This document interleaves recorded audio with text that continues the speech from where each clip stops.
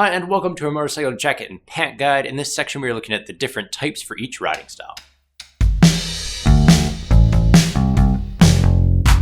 So right off the bat we have the sporty stuff, the sport bike, the racing stuff, those jackets and pants. Those are going to be really safe, lots of padding because you are doing that aggressive riding. Those are going to be quite slim. This is better for aerodynamics. It's also better for movability. And even safety. If you go down in a slide and there's less room for that jacket to move around against your skin, it's going to create less heat there, less friction, so it's not going to burn you as much. That's really important as well.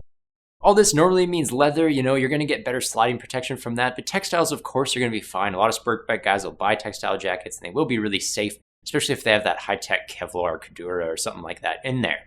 Even some race courses will allow textile garments on them, so there you go.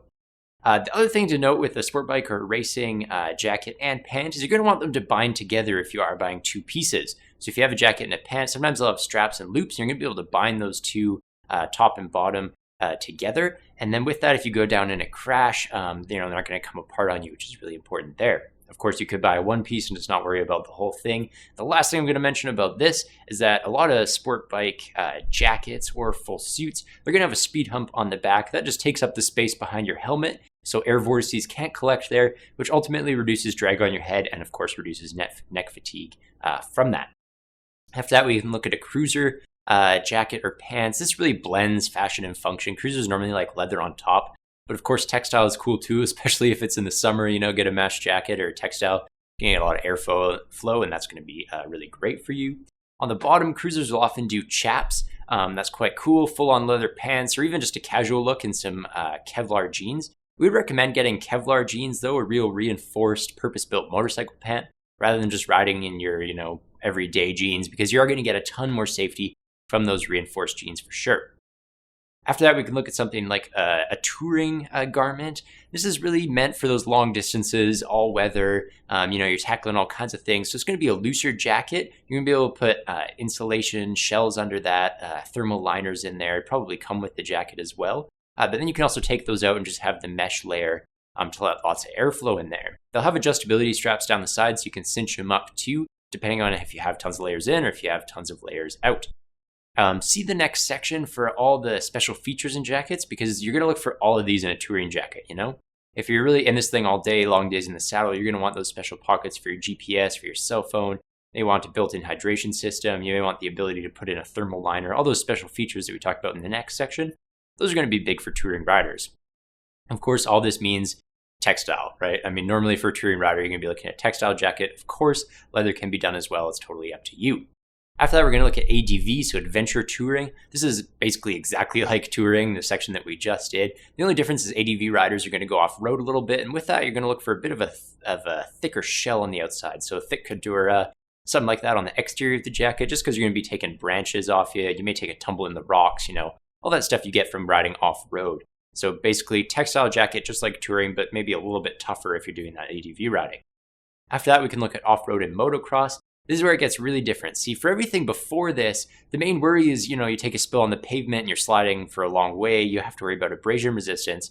For off-road motocross, that's really not the case. If you go off, you're going into a tree, you're going into some rocks, you're tumbling around on the ground. It's not so much abrasion resistance as it is sucking up those impacts. That becomes much more important. So you're going to look, of course, for really good armor in that. You're going to look for a durable exterior that's going to take the branches, take the rocks without cutting. That just protects your purchase. If you put a big rip in your jacket, it may not be good anymore. So it's good to get that durable exterior on there. The other thing is it's basically always going to be textile for off-road and motocross. It might be waterproof depending on if you ride in the rain. You can decide for yourself whether that's going to be an important thing. But the main thing I'm going to say here is that a lot of off-road riders, they're not going to buy a purpose-built jacket or pant at all. What they're going to do is buy piecewise armor. They're going to get their chest protector, their elbow pads, their knee pads, whatever. And then they're just going to wear a thin shell over that, like a jersey. That's going to give great airflow through there. So if you're an off-road rider, I don't think you have to buy a purpose-built jacket or pant at all. You could do the piecewise armor and the jersey. The last thing I'm going to say is for commuters, this isn't really a category of riding. But it's definitely a special issue, because you're riding to work in the day as a motorcyclist, and you have to be in the office all day as an office worker, whatever you do, and you're riding back again. So how do you deal with that? For jackets, it's not that much of an issue. You can put anything on over top of your work shirt and just take it off when you get there. For pants, though, that's where it becomes a little bit more tricky. Some people will do those Kevlar jeans, that reinforced denim. That's going to be good for motorcycling. It's going to be safe for that. But when you get in the office, it just looks like a regular pair of jeans, so you can get away with it. The other thing you can do though is buy an overpant. You can search it right on our site, overpant.